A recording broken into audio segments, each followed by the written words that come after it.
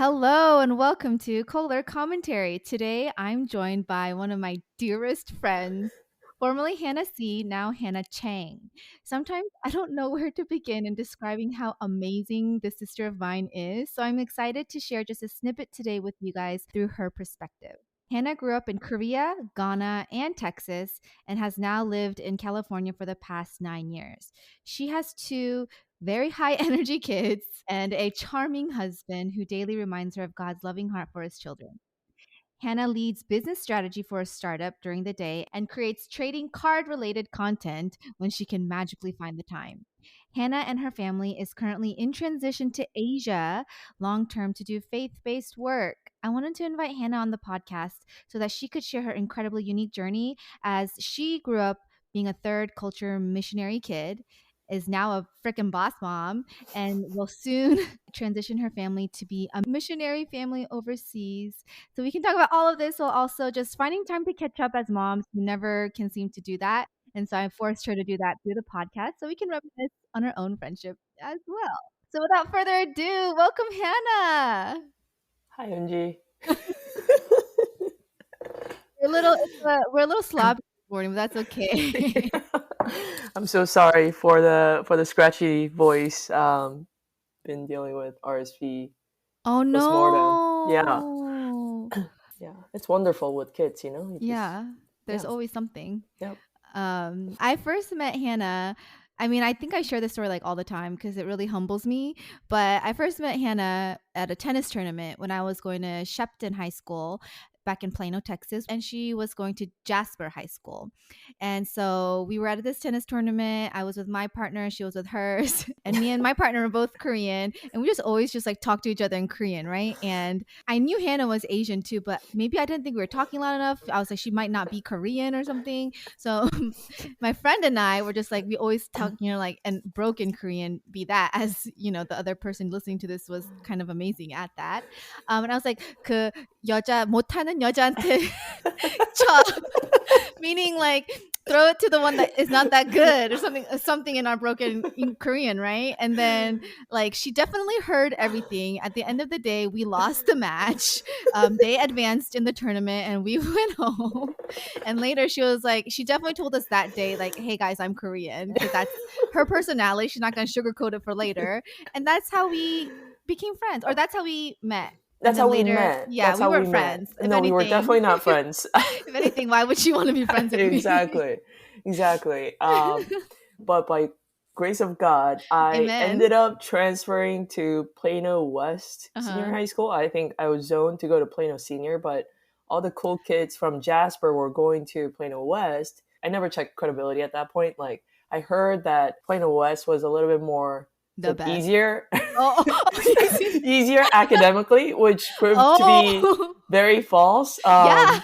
Yeah, so ended up doing like a transfer to Plano West, and then, gosh, we must have been like in the same class for something. Yeah, and I was really embarrassed to see your face because, like, at least when you told us, like, y'all, I'm Korean, and also y'all, we beat you. I was like, okay, at least I'll never have to see her again.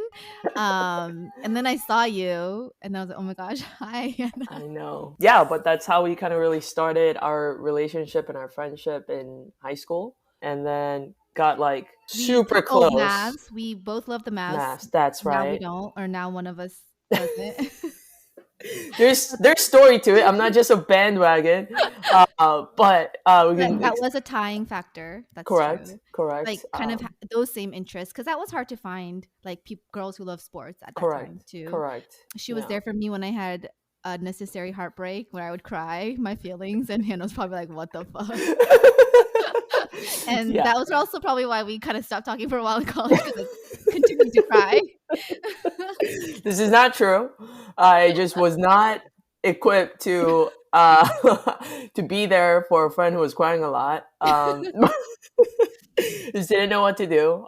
So I ran, as that was the default nature. But we went to high school together, and then we went to college together. Same ministry, Mhm. same business school, and Yeah. same kind of group of friends. All of Yeah. that. I think we were always closely connected, but we, did our own things Yeah. most of the time. I was too busy in my feels, and Hannah was hustling, as I That's will not talk true. about later. That's not true. But yeah, definitely a lifelong friend. Sometimes I like organize around the house and I find small pieces from Eunjoy in our like teens and early 20s, like letters and drawing. Oh. You like drew like stick figures a lot. I don't know if you if you recall. No, Uh, I know, because I couldn't do anything more than that. yeah, but just like how consistent you have been even until now after becoming a mom. Like Mm. you're like one of those people like who haven't gotten like super jaded. You're like consistently, like there for others. So really appreciate that. Aw. So enough about us. I know you. So many close friends know you, but there are so many different things you do that I would love you to kind of introduce yourself on a personal level of like who exactly is first Hannah C and now Hannah Chang. Yeah, so that's a C with full out SEA, not just Yeah. C. So It should have been Saw. Oh yeah, yeah, it should have yes. been Oh, saw. it's like C for Chang. No, it's C for C. It's like C. the Yeah, so that's where like the real scars really started. yeah, But perfect. but anyways, Hannah C, an immigrant to the States. I was born in Korea, and my parents were called to missions when I was 9 years old. And so we moved from Korea to Ghana, which is a country in West Africa. Mm. And that transition was honestly not too difficult for me. I was still young. I didn't like schooling anyway. So, kind of getting a lot of time back and just kind of playing around the neighborhood and the villages, like that was really fun. And I have an older brother who is 6 years older than me. So around the time for him to go to college, I think my parents realized he should probably get some decent education. Now that I think about it, it was almost like we had no ties to the States, but they just hit up a pastor in their network in Houston, Texas, and asked, like, hey, can you guys take in our two kids anywhere, like somehow? And we've never met these folks before. We've never been to the States before. But for some reason, they said one of the deacons had an extra room and they said yes. And like now that I think back to it, it's almost like they were fostering us. Like Mm. these like dear missionaries kids who can't afford to like go to legit schooling elsewhere. They want to like come to the States because somewhere my parents heard that like public schools in the States is free. And so we Mm. come to Houston and like absolutely blown away by the love and care that this now our godparents have shown us.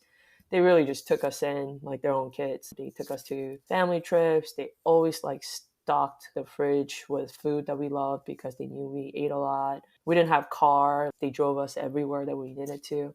And then in that period, I was doing language acquisition at Spring Forest Middle School in Houston. Learned the language, tried to kind of in that period when I was living away from my parents, just with my older brother, who was a junior in high school at that time, we were like kind of reinforcing each day to each other, like why we're here, sacrifices that were made for us to be here, and this amazing godparents that we have who is supporting us. The least we can do is just be studious and Mm. try to break out of the chain of like poverty essentially.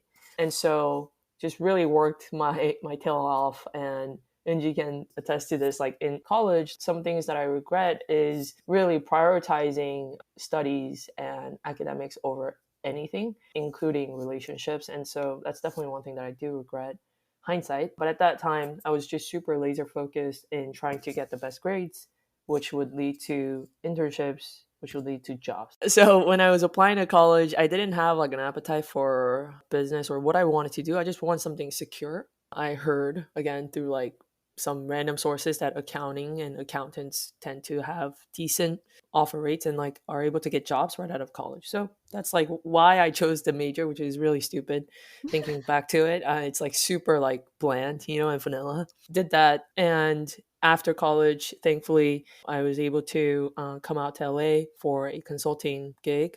Had so much fun out here, but like my primary goal was I need to keep making more money to do X, to support my parents, to just like be free from it. But and I only did consulting for 2 years. I ended up going like in house at some tech companies, but I realized that the more I get deeper into it, thinking that, oh, like just one more promotion to this, or like, oh, just making X amount of dollars, whatever, will kind of free me from, this kind of chain of, financial like insecurity.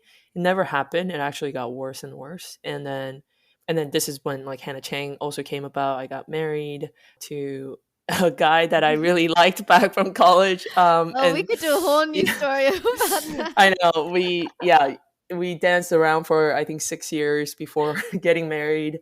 But yeah, like even in that transition, he was like a constant reminder that money and career ambition is very fleeting. Mm. And he was kind of coming from like his own experience as well as his family experience. But I was like, hey, you know what? You don't understand what I'm going through. Let me just go do it. And so I was chasing, even after becoming a mom. I think I tried to make sure that doesn't get in the way of my ambitious Mm. goals. And then it really hit me, I think, my first year at Google, where, supposedly this place has like the best talent group, smartest people, whatever, right? Like most successful group of people. But what I noticed in my, leaders and my VPs and so on was how broken they were, even with like 7 figure, some like 8 figure salary. They were dealing with like their children not wanting to talk to them, and the children are like 7, 8 years old, and they're like, I don't want to talk to mommy. I want to sleep with nanny, right? Whatever. Mm. Or like some VPs were going through like second divorces, heavy reliance on drugs. And like these are people who had monthly take home of like 6 figures, but they had nothing left over because they had to pay alimony, they had to pay for Oh, their yeah. 3 Teslas, they got an expensive house to pay for, all of this. And yeah, it just really hit me like, wow, like this is really a cycle. No matter how long I stay in this path, it's a cycle of just enchainment and like golden handcuffs, and to the point where like you're not going to get the freedom that I thought that I would be getting by Mm. working hard and like climbing the ladder. Because you like naturally want, by default, our nature is like you want nicer things, you want comfort, you want security, and so you kind of invest your money and your resources to achieve that.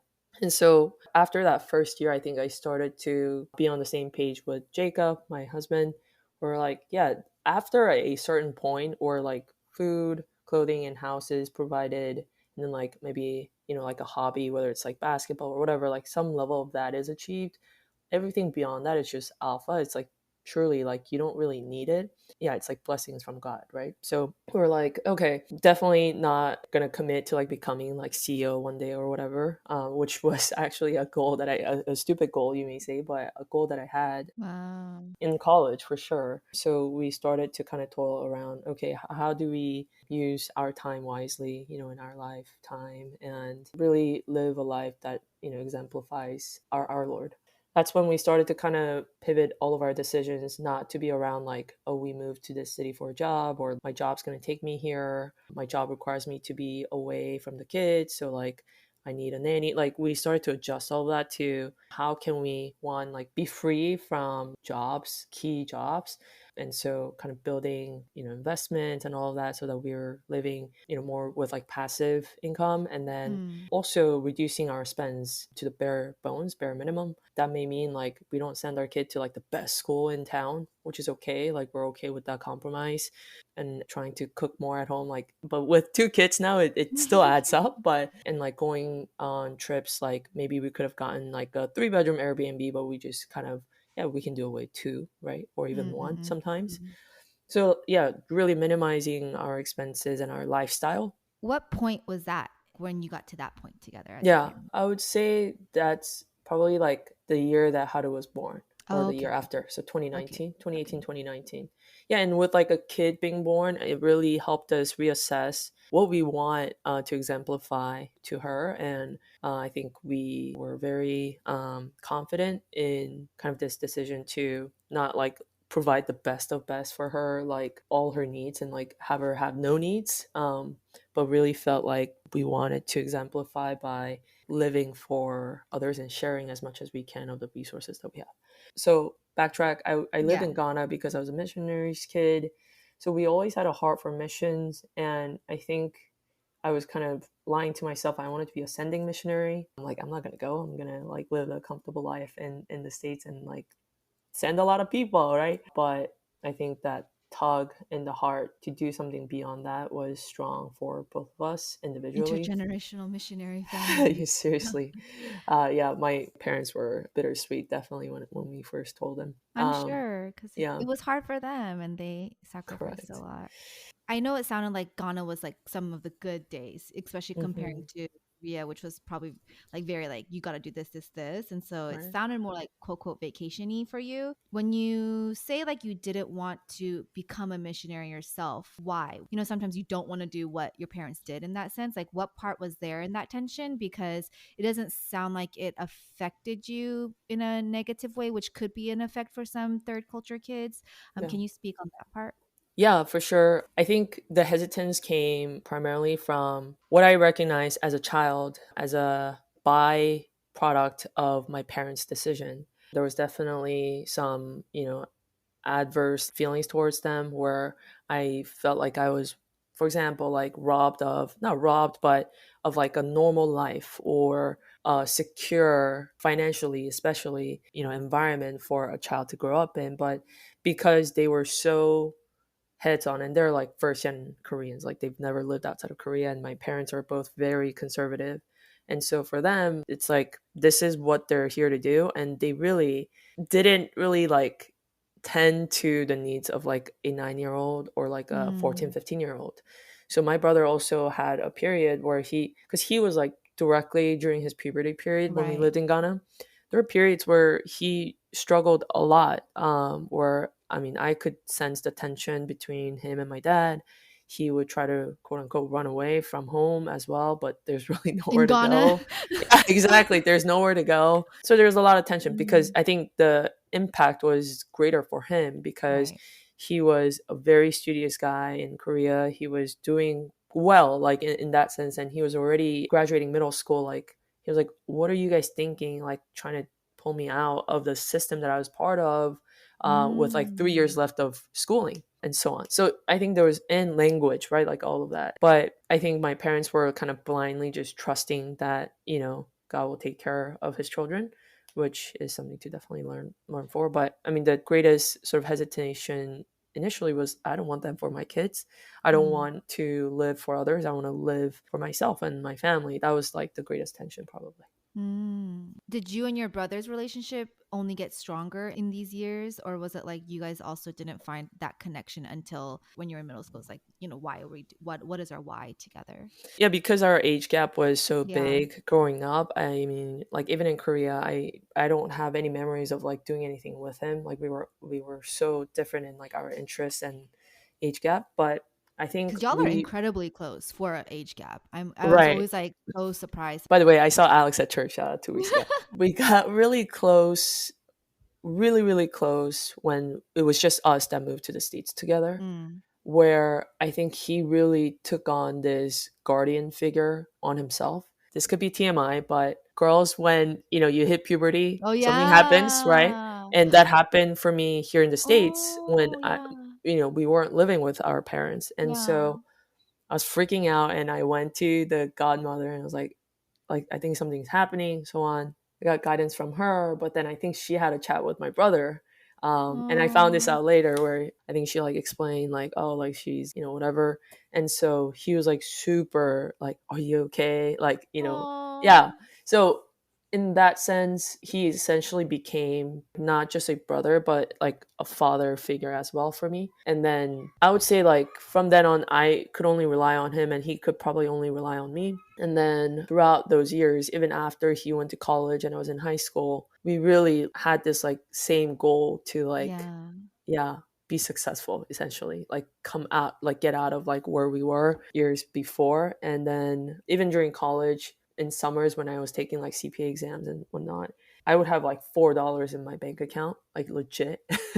And I didn't I, know I had that. no money, and my brother really encouraged me. Like, I was like, and he like had just started working.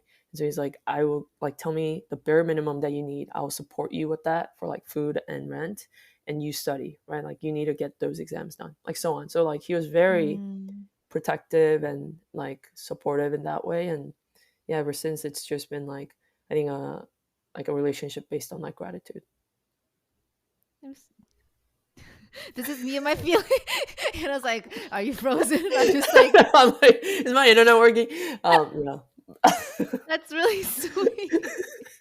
I think that's yeah, I just like I don't think I ever stopped to even ask like how that relationship became so special, and hearing that it's really inspiring to hear. Do you know what his Enneagram is? No idea, dude. Okay.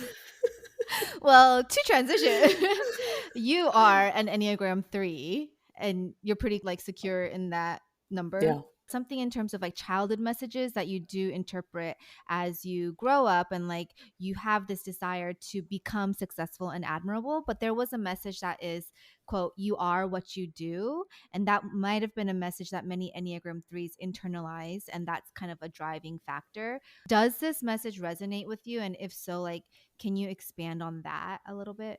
absolutely, it does. I feel I like you shared a lot on the why together, right? And like mhm, almost as you move to each place, you are what you do, especially with finances, became a huge factor in that sense. mhm, But not just family wise, like, do you know how, as that message continued to, be an established belief, how did that also affect yeah. outside of family? Yeah, definitely live with this kind of statement in my mind all the time, like you are what you do. Hence, like the decisions, which may seem very abrupt or drastic for some people, but Jacob and I have been talking and like praying about this for like 4 years, 5 years already. Us moving to Asia next year, like that's like a direct, like I'm not gonna like say things or like think things for too long. It's like, let's put it into action, and if it's not that way, we pivot again. Like I'm very much a doer, and believe that like I am who I what I do, right, in a sense. And so definitely more of a action oriented, maybe even too much than like thought and processing first kind of person. I don't know if all Enneagram threes are like that, but I had a question when you're sharing about even during college and only $4 in your bank account, right? That's like a very stressful feeling to have. Did you feel like you couldn't share that with people, or like in that time when you had a lot of friends too, like what did that look like in terms of something that was financially hard, but I guess like it never seemed like it? yeah, I think definitely two things there. First, being first generation Korean, like Mm. you're like traditionally taught to not be a burden to others. Mhm. And I think that's pride. Hindsight, like having done like a lot of self assessment and like introspective work, it is pride to think that like, oh, like I know better, that they wouldn't be happy to like hear about my sob story. You know what I'm Uh saying? So, but in that kind of And I'm like always I'm over here telling you such unnecessary sob stories, and you had to like okay. So all these like humbling perspectives continue. so yeah, I think the first one was like I definitely didn't want to be a burden. Mm. And the second one, which is just as big of a factor, is my insecurity, right? Mm. Admitting my biggest insecurity to others seemed very daunting, and I wasn't probably like ready to share any of that. And it's not even like necessarily like I wanted to come off as like I'm doing fine or like Right. rich or whatever, but I think the fact that I like, even the idea of like sitting down with someone and like kind of explaining, oh, like I'm like struggling, I ask myself like, so what's going to happen from there? What's the point of like discussing it, right? Like again, like that kind of mindset of like you're what you do. Yeah. What is that going to do for me? What is that going to do for the other person? Nothing. It's not productive. Like what's the point of bringing it up? Mm. So those are probably some thoughts that were going in my head as a 21 year old, but Yeah. it's definitely not healthy, everybody Yeah. who's listening. No, I think that's, and I want to go back to that, but rewinding to transferring to Plano West, and there's three Plano schools, and they all had like nicknames. I think Plano West was called the Bank, and it was the Bank because you go in the parking lot and you see people with like the Hummers and BMWs and whatever. Like I rode like a 1990s Jeep, so I never knew my, I guess, the privilege I did grow up in, right? Because my dad like told me another message, even though he had done kind of what you did for your family is what our parents did for us, right? That's kind of crazy. Wow. Man, that's crazy, Hannah. You're That's you're that crazy. person. Oh, that's so awesome. Okay, anyways, did this message only fuel you because you were around the bank school. That was, I mean, all of Plano is well off, but Plano West is like very showy in that well Yeah. offness. I think our school was so big, right? That's true. And You hang out with the Asians who are all frugal. exactly. I genuinely believe that the school that I went to and school that like you went to or like that Christy went, like it's all different. Like Yeah, yeah, I yeah. have never hung out with like quote unquote cool kids with like cool cars. We always walked everywhere. We're always Yeah, being yeah, yeah. cheap. Yeah, like I don't think I felt it as much. I think maybe there were times a little bit like for prom and so on where I was like, oh my god, these guys like just unlimited resource. They just want to do whatever they want. Mm, I think maybe some instances like that, but on a daily basis, like you never made me feel like like inadequate, yeah, or yeah, Chrissy never made me feel like yeah, whatever. Yeah, even like going out to lunches, which we did a lot. yeah. Um, We always went for deals anyways yeah, too, or like we tried to go find the exactly. coupon places. We were pretty frugal in that sense, so I don't think that impacted me as much. Kind of looking back. And just to clarify, now I want like how did you end up in Plano when you guys were in Houston? Yeah, so we were in Houston, and then my parents were still in Ghana for about a year and a half more. And then they asked for a transfer to one of their like churches in Dallas, and it took that long. Oh. Yeah, Oh yeah, wow. Yeah, because I remember you were living with your parents at that time. correct. Um okay. I think this is also important to share, like, your ignorance, your privilege, a lot of things like that. And so I'm going to share another one kind of on the same lines of the tennis thing in a different way. But I remember, like, I always procrastinated. I had to skip lunch sometimes to like catch up, right? Like, oh crap, I forgot to do this project or whatnot. And every time I went in there, this was before we became friends, actually, or close friends, you would be in there like studying, right? And I'd be like, oh, she must also have to catch up. Or like, oh, like, because I know like at that by then you had shared more of like you came from Korea too. So then I was like, oh, she must have to catch up more. Things like that. And now when I think about it, it's like she was hustling the whole dang time, like I'm over here like, oh, catch up on this assignment. And she's like 5 steps ahead. And I think that's just like a reflection of kind of what you were always doing, 5 steps ahead. And I think that's so admirable because of the trajectory you created for your generations to come, but also that's you had to carry that heavy mindset for this shift. And so when I think about it now, I'm just very more of respect to you. How do you feel that I said that? Yeah, I think all you do is just show me up with your action, which just fuels that you are what you do. Here I am, like, oh, she had to fighting Hannah, and you're over here like crushing everything. no way, dude. No, I mean, yeah, it was definitely, I think, sometimes overdone. And I would not want that for my own children for sure. Yeah. Yeah, and I think you had to do what a lot of our parents had to do, right? And I think they would agree in that sentiment of hoping that that is done so the future generations have a lifted burden in that sense. So, props to you. How would you be able to share with people like what ideals and mindsets that shaped you because of where this was, and what would you advise to other people who do want to have a hustle mindset, which I think is amazing, but how do you slow down a little, or what advice would you give? Kind of going back to, oh yeah, like I'm doing the hustle so my kids don't have to. That's actually not my intention. I want them to have Mm, some hardship in their life as well. I think yeah. that's just like beauty of it. But what I do want, like, to provide for them if I can, is like the opportunity to choose a path that most fits their skill sets and their gifts from God. So, for example, like if one of our kids says, I want to be a fashion designer, sure, like maybe there's no actual like fruition in it, but I want to be able to support that path and see what comes out of it because they truly want to do it. Mm, I truly believe that every one of us are uniquely designed so that we excel in one thing, not everything, but one specific thing. And the environment to kind of keep honing and refining that skill is a blessing. Like, not like every kid on the streets of Ghana who are like Yeah. extremely good at soccer, they were born with like ability to like handle the ball like as if it was part of their body.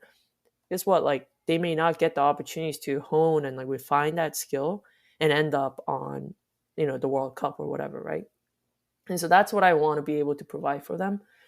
So in that sense, I want them to hustle. I want them Yeah. to go deep as they can. Maybe not number one in the world for sure, but like be an expert in an area that they do feel passionate about. It could be anything. One thing to kind of share out is like find that one thing. It doesn't have to take a month to find it. Sometimes it takes a few years. Sometimes it takes people like a decade to realize this is not what they wanted to do and pivot, but like don't be afraid to pivot just because you've been doing it. Mm. And yeah, just really like keep honing into what am I good at, what do I like doing, find that intersection point and like go crazy, like psychopath level, like like deep into it and see what comes out of it, right? Do you feel like you found that intersection? I think so. I think so. Okay. I think so too. But, we'll talk about that another day. Um so I agree, right? I think that's a strength for threes is that they can hustle in a healthy way too and make it into something fruitful. I Hmm. think that's some people try to hustle, but they don't know how to do that skill. So I'm glad that, it's not about trying to do everything, but doing one thing great. When you do that though, for a growth path for an Enneagram 3 is an Enneagram 6, which is your husband, which sounds like that's how he kind of like we're sharing some things too that you guys are coming to together at this time. How amazing.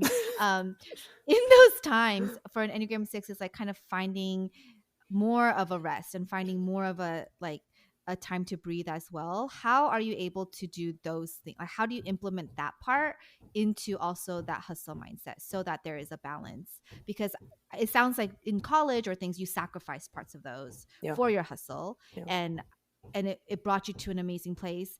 But now that you have assessed those things, what are some practices you've put into place? Yeah, and I'm not gonna lie, I've definitely influenced him to to go deep, like go past midnight, like don't stop, keep going. And so I take credit for that. As you should. But outside of that, really like something that we try to do because like I work from home and Jacob's also, he runs his own business. We have that flexibility. We, Mm. as much as I hate spending money, we go out to lunches on our own.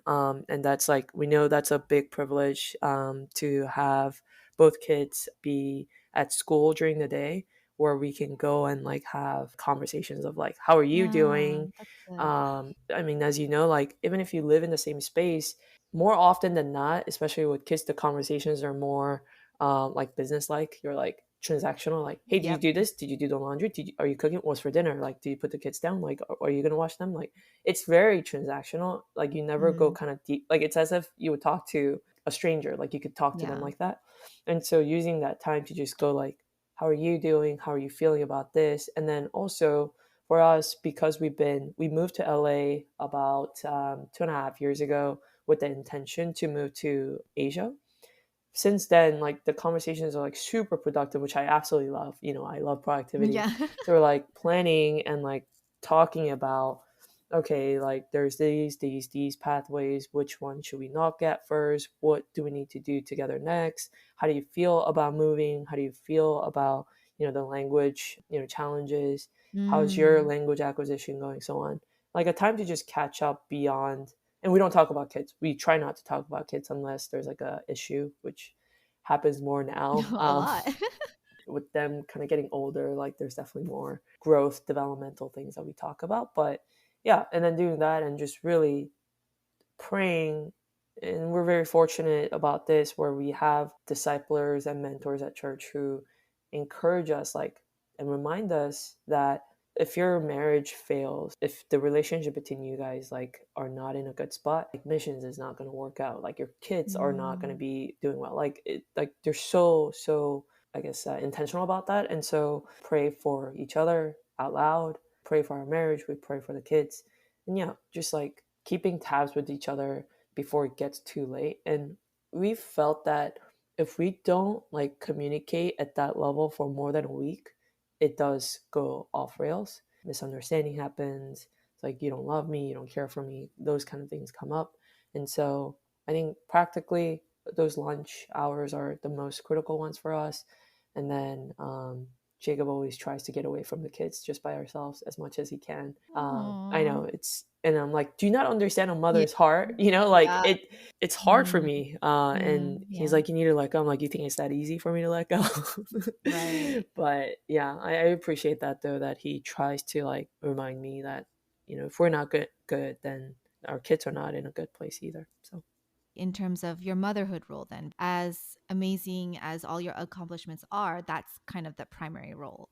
And whether you want to circle back to the message of you are what you do, or just in general a reflection, but how has this being your primary identity affected you in good ways and bad ways? What are some pieces of wisdom you would want to throw out, especially as someone who wants to do so much, but unfortunately as a mom, you can't? right, for sure. I'll start with the bads first, and yeah, I'm just being 100% real.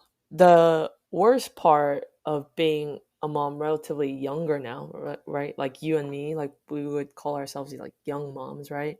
And you were the first of like a lot of your friends, close friends. I think So, so. It's definitely going to be a lonely journey because you're in such a different life state and stage than your close friends. Priorities are like completely turned upside down, where we used to live for ourselves. And that's, I'm not docking that off. Like there, we all need a period where we find ourselves, find out who we are, and like do things that are enjoyable for ourselves. To now, like, oh, I choose not to like do what's fun for me because this is like actually like more dear, and like I prioritize this. And I don't think motherhood is like something that you can explain with words. Like yeah. truly, like you have to be a mom to understand what it's like being a mom, just like marriage and all that stuff. Mm. And so I don't expect my close friends to understand my heart, but it's still very sad knowing that that connection and like the memories and the experiences that we shared together in our early 20s and until mid 20s, like those opportunities are gone. And Mm. I think it's like they respect the decision. They appreciate that I come to them with like honesty, but at the end of the day, we're not able to like realistically go on like trips together Yeah. or like stay out late, talking. There's always going to be like a child with me. And so I think that's like the biggest downside that I've experienced, to be honest. Yeah. And I'm still experiencing, right? Have you been able to process that? Like, have you grieved that? Or is it like, okay, whatever, move on? Or is it like, because I think for threes, emotion sometimes is harder to tap into. Mhm. But like, how, with that realization, do you allow your emotion to be affected by it or not? Yeah, I definitely grieved and was sad about that reality for some time, I think. And it's not, I think, something that now I'm like, okay, then let me go find people who like would Yeah. understand me better. Yeah. Because there's even like that challenge too. Like just Mm-hmm. because like you're a mom doesn't mean like you be friends with all moms either. Like your Right. like ideology and like how you want to raise kids, they're so different. It's actually even more difficult, I think, to be close as mom friends. But anyways, yeah, I definitely had time to grieve, and like kind of where I am is this is reality, and I think that may be where like Enneagram threes might be good at, is like you just Yeah. accept the assumptions and the facts, and then tailor ourselves, our mental state, and our like heart to like live with that, versus like, oh, I can't believe like this is the reality I have to live through, and like be in that state. But we like quickly say, okay, like tides have changed, weather has changed, how do I react to that, and adjust myself. And so I think I'm past it now. Yeah, I think that's good. um, I'm stuck in that too. mhm. And I don't think I have that. like adaptability ingrained in me. So that is Hmm. something I like that we're resonating in and learning from you. Yeah. So then other side, Yeah, the okay, yeah, I think I have to say the good side is, right? yeah.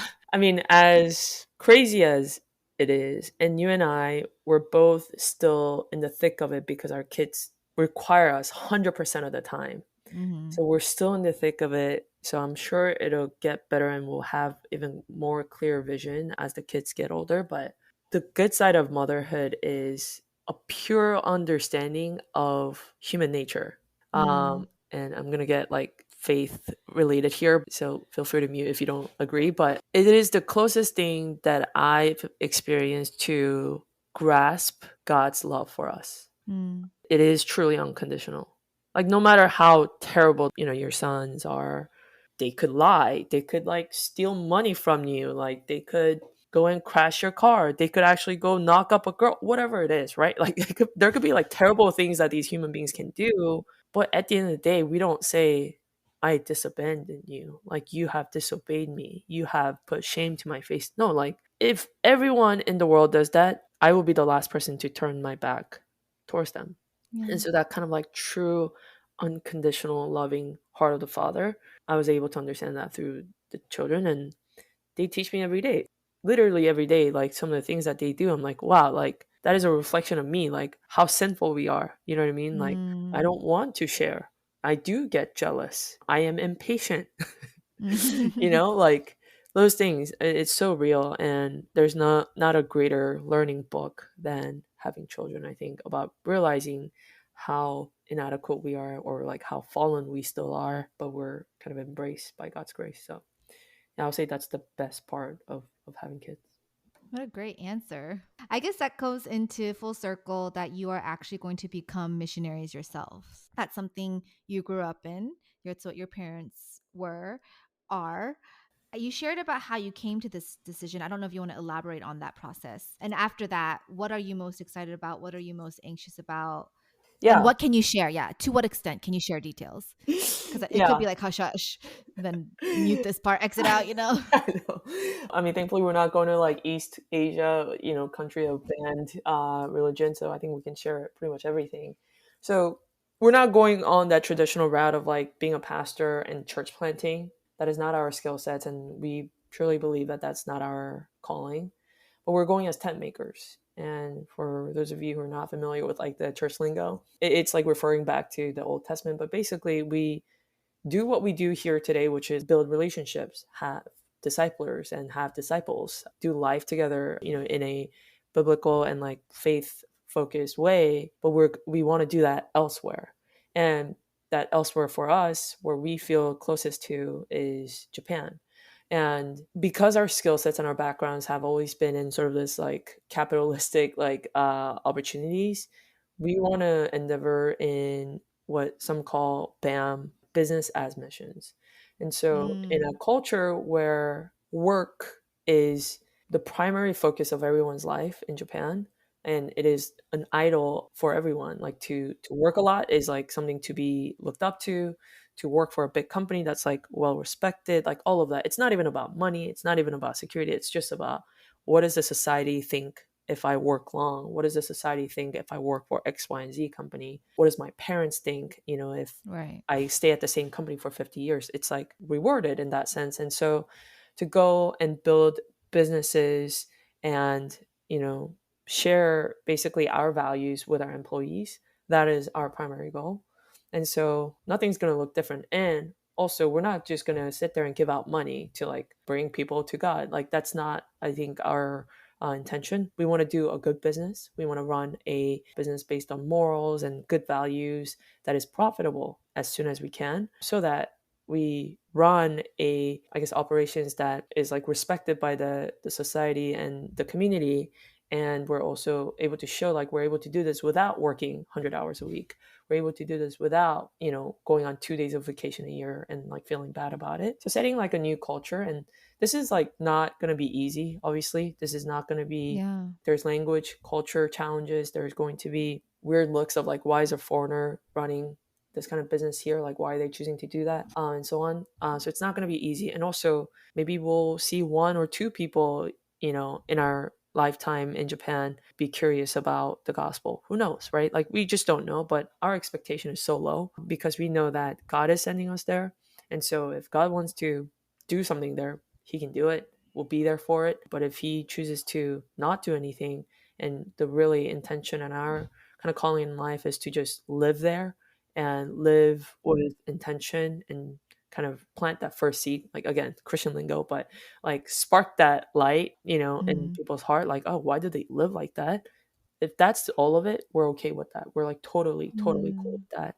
And so I honestly have gone through like this refinement over the years where being a missionary was super daunting because I didn't want that for my kids and I didn't want to like give up all the things. But God's really like shaped my perspective about what missions can be in 2022. Like we're in such a different time period than the past missionaries who've like explored America or like who brought Christianity and Protestant to like Asia. Like we're in such a different time that I am feeling a lot more comfortable going and moving to Asia, with the intent to spread God's love to them. So I'm excited. I'm excited for the cross cultural experience that we'll have as a family.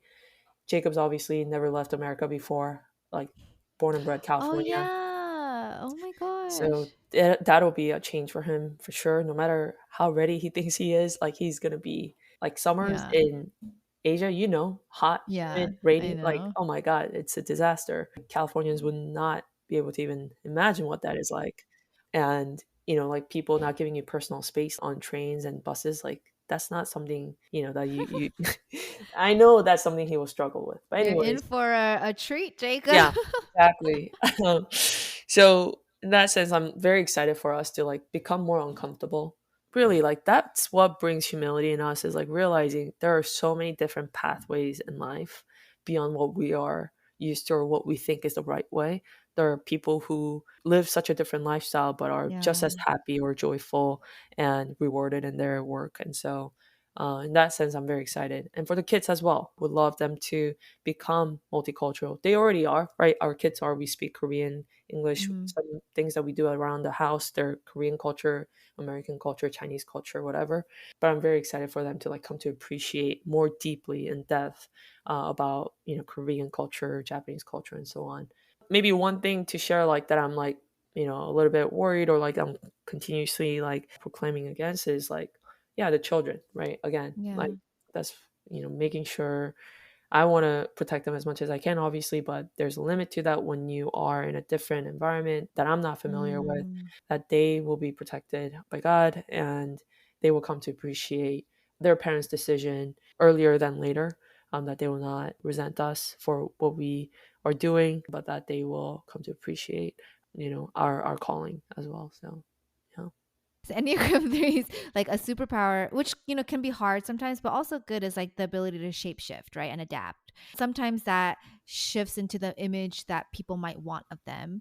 But kind of going back to that statement of you are what you do, and what you're doing right now is something for his kingdom rather than the things that might have sucked you in the past, And not only are what you're doing is so reflective of what we ultimately want to do in this world is to serve him, but you're also serving people who struggle with that same message of you are what you do. And so I think that's kind of crazy how that all happens. And you're not limiting yourself just because you don't have a pastor degree or whatnot, but really looking in that skill set. So I feel like that's a really good reminder for listeners just to remember we can be missional in whatever Mm, powers we have, right? And for sure. so looking within to our talents. And you know, sappy moment. Like 10 years ago when we were in Korea and we had one of our like God convos, right? And we talked about being messengers and more so being pioneers. And I just think that that's literally like you've walked in that obedience that you felt in like every step of your life, whether that have been pioneer for your family, in that changing that trajectory, pioneer for being a mom before any of us did. And like now when I think about it, I was like, you walked that lonely road alone and like that was really hard, yeah. And now like pioneering in this whole new way of like really showing us what it looks like to be missional in how he calls us to be, not having to change us, but being who you are and still allowing that to happen. So Hannah, you keep inspiring me. Well, let me tell you what. I didn't choose this path. Like I none of it I know. chose, and so yeah, don't look to me for inspiration, but look to the Word, look to God. Um, Yes, yes, yes. yeah, Amen. but yeah, I mean, like all this is meaningless. If it was for me, and that's like something that Yeah. I have to, if I'm not staying in tune each day with God's thoughts and His like perspective. Yeah, it's very easy to make decisions that's like favorable for me. And so maybe it's an Enneagram 3 thing as well, like that ambitious side of like wanting Yeah. to make a mark. And when that's channeled appropriately in a healthy way, Yeah.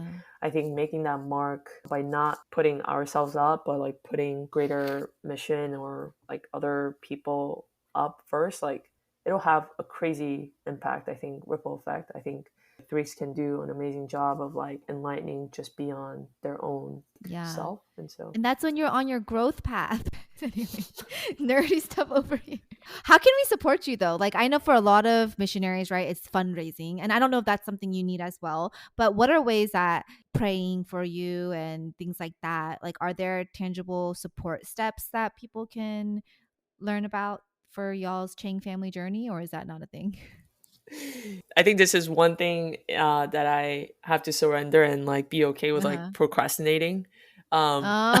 Like it's like more it's beyond my control of like when like this will start, unfortunately, but I don't know when exactly we'll have like an official platform to kind of, solicit Donate. for Okay. yeah, like things like that, prayer, financial, like all of Uh-huh. that, stay connected. But I am hoping to leverage my side hustle. Oh Not side yeah. well, like I enjoyed content creating the last two years. I'm not the best at it, obviously, with all the technical challenges we had today. But like I This was really, one of my most technical difficulty interviews, and I thought it was gonna be the easiest. And let me just say, it wasn't on my end. I know, man, I wasted a lot of time with these today.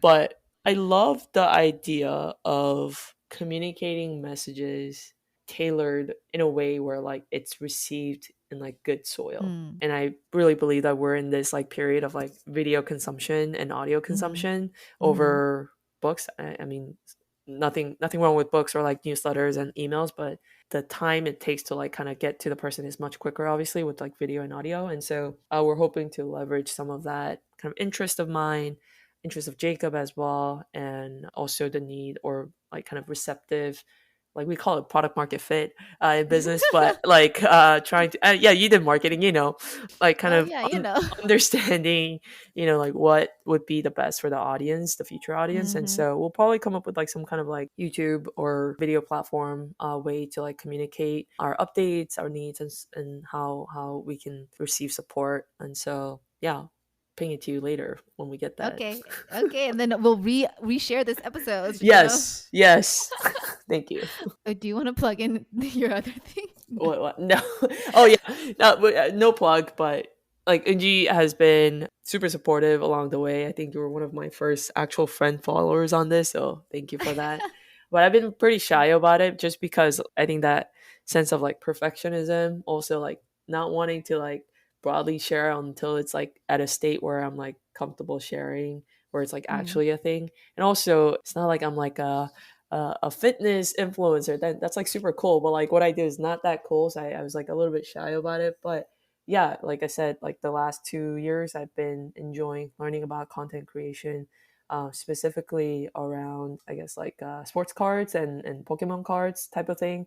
What Yeah, what? some of you might think like, well, what are you guys talking about? Well, if you have a child, it's apparently the hottest, latest thing right now, Pokemon cards in playgrounds. So yeah, that's what I like to learn about, talk about, and also spend a lot of my time and money onto. So And I love that you found your passion, right? Like rather yeah, than doing what you would have been doing and maybe CEO track in the other way. How cool. And then, like you're so good at it. What are you talking about? I no, mean, no, not good at it, but yeah, still learning a lot each day. There's a lot of people in the community. It's a small yeah. community, but who are encouraging, who like kind of gives me ideas to like pivot. So yeah, it's she collects cards on She collects cards. I'll ping it to y'all too. you can find me on YouTube and Instagram. That's all. Oh, yeah, you plugged it in. Okay, my cheesy question for all my guests is if you were to pick a fruit, what would you be? Did you think about this? No, I didn't. Oh. Well, you can do things on the spot. Go. I mean, Oh, she loves her fruits. fruits. Yeah, I love my fruits. Gonna miss the California fruits when we go to Asia. You know Yeah. how expensive fruits is over there. Probably have to eat frozen most of the time. But if I had to pick a fruit, I want to be an apple. Why? I think Cause I might know your answer. uh, What's your answer? no, just because it's like consistently available. It's not Yeah. seasonal, and I think I'm like that's an area that I lacked. I think until even now, like it's definitely a weakness of mine to not be like consistent, and marrying a guy who's like Mr. Consistent. Like I'm learning to like Mm, appreciate that kind of aspect of it, and I want to be consistent in my emotional wavelength with the children. I want to be consistent in the work that I do, really follow through with it, not lose fire after a year, after two mhm, years. I want to be consistent in checking in and maintaining relationship with friends. I want to be consistent in my quiet times, and I want to be consistent in my workouts. Like it's something that I want to be like, and so I guess apple all year round mhm. fruit. Preach. Yeah. Apple is always in It's season. always in season. Yeah, I love that Yeah. answer. Any last words you want to before we close out this time? Yeah. I said everything I wanted to about my memories with you. No, really, like I texted this to Eunji a few days ago, but it's very encouraging, as a friend to see Eunji pursuing and continuing with what she's interested in, despite the challenges that she has on a day to day right now as a mom of two kids, one a brand new fresh baby. Like it does take a lot of sacrifices from herself, her family members. It really takes a lot of effort to like even sit down for an hour and a half and do this. Of course, edit time, marketing time. It's a lot, but I'm so glad that she's choosing to do that, choosing to find time, cutting out her sleep time to do it because, like, yeah, God didn't just design us to be just mothers, but He has given us many different roles, and He's given you this passion as well. I'm really glad that you're saying yes to it as well. So I told my therapist that you said that in your email back, and that encouraged me so much that like you would see this as a choice to pursue the for passion project sure, rather than anything else. And then like it was just one line because Hannah doesn't need to get all emotional, but it made me so. I was like, she sees that and she just like affirms that, and I think that's as moms we know that struggle, and yeah, that's something I yeah, appreciate. for So sure, thank you. for sure, it doesn't go unnoticed. So yeah, thanks for having me. Subscribe, everybody. Hit the subscribe and rate 5 stars. Thank you. Okay, I have 3 questions for you. 4 questions. Morning or night person? Morning. I know. What was the lowest grade you ever received? Oh my god. A Like minus? no, like 77. Oh, in what class? Oh, in my CPA exam. Oh, I barely passed that one you of just have to them. pass. What has been your favorite job? Because you've done a lot. Oh, besides the cards. Oh, that's hard. Favorite job? Netflix. Oh, okay, okay, okay. Favorite child. You can veto if you want. Right now, as we speak, Yeah, it Jordan. changes. Jordan. Oh, okay, okay, okay. Is it because of his age time? No, because she hit him yesterday. See, if how to ever listen to this, she would know it's really just in this moment. Favorite book of all time. Oh, I feel like you read. Oh when no, I you video can. now. Yeah. Oh shoot, favorite book of all time. Pachinko. Oh yes, yes. Favorite card. 2020 Sapphire Formula One, Lewis Hamilton, purple out of 10. Oh wow. Card listeners are going, oh my gosh. And for the card listeners, what's the card we're sleeping on right now? Heung Min Son, baby, Heung Min Son. Okay, you heard it here from She Collects Cards, one of my closest friends, and soon I cannot wait to support her in her next journey, Hannah Chang. Woo! Thank you for listening to another episode of Color Commentary. Bye. Bye.